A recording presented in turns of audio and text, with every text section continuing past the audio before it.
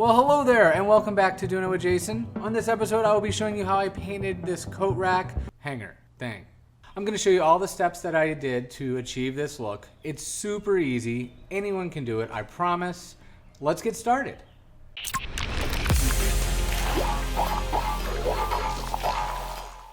So first, here are the products that I used. Dixie Belle Slick Stick, Dixie Belle Kuzo, Rebel Yellow, Muscadine Wine, and Caviar. And of course a chip brush from Dixie Belle. Okay, so here is our lovely coat rack dealio. Actually it's gonna be a school bag hanger for my little ones. And we want to paint everything without having to tape off or anything. So we're gonna take off these little hanger things with a screw gun. So let's get started with that as our first step. Okay, so first I'm just gonna use a Phillips head bit attachment for my drill. If you don't have a cordless drill, I highly suggest getting one. You could also just use a normal old Phillips screwdriver and, you know, do it by hand. But this saves so much time. It's tremendous.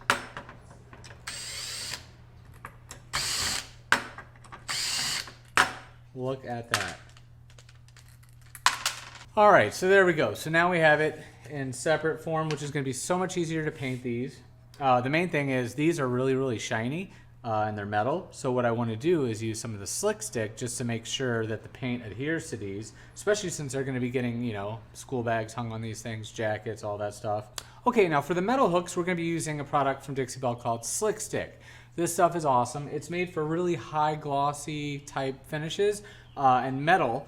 It's going to be perfect. It's going to help the paint adhere even better and stronger, and especially since these are going to be getting backpacks hung on them and jackets, and kids that could barely reach are just going to be throwing it up there. I don't want the paint to chip off, so I'm going to be putting Slick Stick first, and then we'll paint them with our technique and final paint color afterwards. The brushes I'm using are just chip brushes that you can get at the Dixie Belle website. And show you a little trick here is you could use the screws that came off the back as a handle. So you can put those on there not too tight, and that'll just give you a little more room to hold. You can paint all the sides. You don't have to worry about getting you know, your hands all covered in paint. Right, Ellie? Yeah. Painting all these with the Slick Stick.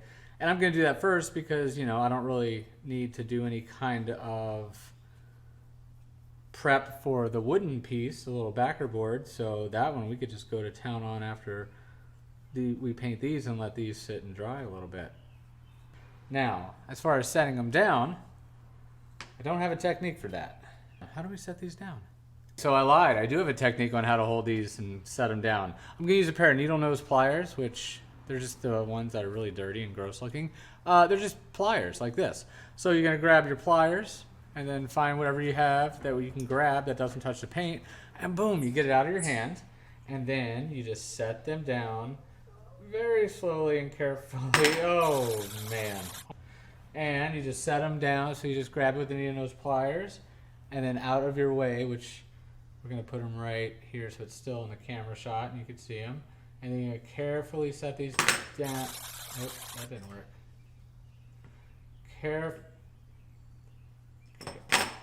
Okay. We're going to take the screw out that we were using to hold ourselves to not get paint on us, and then we're going to set them down so it's nice and man. All right, so we're going to set this down. I have to repaint it since I've already been messing it up a little bit too much. All right, so we're going to set these down using our paintbrush as a second hand. Look at that. And then these are just too lopsidedly heavy. So we're just going to set those. So you just paint this, and you just set them out of the way. So, you know, we're just gonna set them down right there. Okay, so now we are letting our pieces dry from the Slick Stick. We're ready to just give this little back piece a nice little paint job. We're going to start with our Muscadine Wine from Dixie Belle. And I had already cleaned this piece with their White Lightning. And if you're unfamiliar what White Lightning is, just look and do a Google search or do a search on YouTube for Dixie Belle's White Lightning. It's basically a cleaning, degreasing agent that's really awesome, really easy to use, really safe. Plenty of videos out there, but yeah, it's just something you can just go over, wash it, and clean it. So that's already been done, and now we're going to use our muscadine wine and just start painting. So we're going to be doing multiple coats for this process, but I just wanted the red muscadine wine to be our kind of like back color, and I think that's what's going to really kind of make it pop more. It was our first time fishing, and how many fish did you catch? I got 3 because I got 3. You got 3 because you got 3. 1, and then I got a 2, and then I got a 3. Right, yeah, usually after you catch one, and then if you catch another one, it becomes your second. And then after you catch that second one, you get your 3rd. Very good. Look at that. School doesn't stop during the summer. All right, so we have that, our first coat, muscadine wine, looking pretty. We're going to let that dry and get on with our next coat. All right, so now the muscadine wine is all dry, and going with the whole idea of keeping everything on the darker tones underneath, I'm going to go ahead and use the caviar. So for dry brushing, because I just want to kind of give this a really, nice little rustic feel, I like to get the paintbrush just lightly with the caviar, and then I'll use a rag and I'll kind of blot it, and that way it doesn't go on too strong, and that way I'm not having to go back and put muscadine wine to cover up because I overdid it. So start off really nice and dry, and then just lightly start brushing it across and see where you're at. That's a little too dry because you can't even see it. So yeah, it's all just nice and going with it.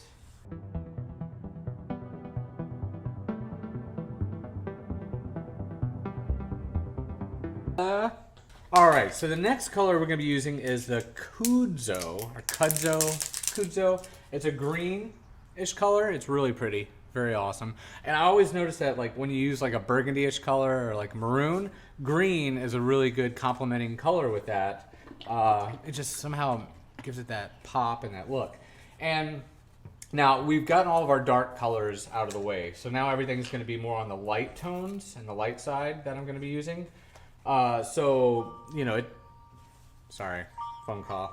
Now we're just gonna lightly, see, I always get really nervous at first, as you can see when I do with the black. The light colors are really gonna hop on there really quickly. So you really wanna dab it and get that brush kind of dry, because we're gonna be doing the brush. So we're just gonna be like, starting with our highlighting, just to get that multi-colored look. And we want it to, if it hits these little holes here, it's gonna build up a little more paint, and that's totally fine.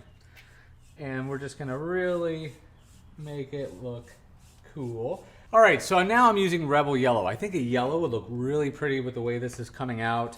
Just as instead of using just pure white, because using like a white might be too bright for the piece, and I want it to look like it's been, around the block a few times and repainted maybe throughout the years and all that stuff. So an off-white usually works pretty well for that, or a yellowish color, because I think the yellow will look really cool. So we're gonna do the same thing, and now that we're getting lighter and lighter with our colors, we are going to just be real careful not to overdo it anywhere, because that's when you start seeing like, oh, I see how they splattered the paint there, or I see how they put that paint there, that's when it kind of starts looking not real, and kind of going for a more realistic approach, I guess we could say. I guess we'll see when we're all done if it is realistic or not, eh? And then you could also use this to lighten up any spot that you might have overdid with the color previous.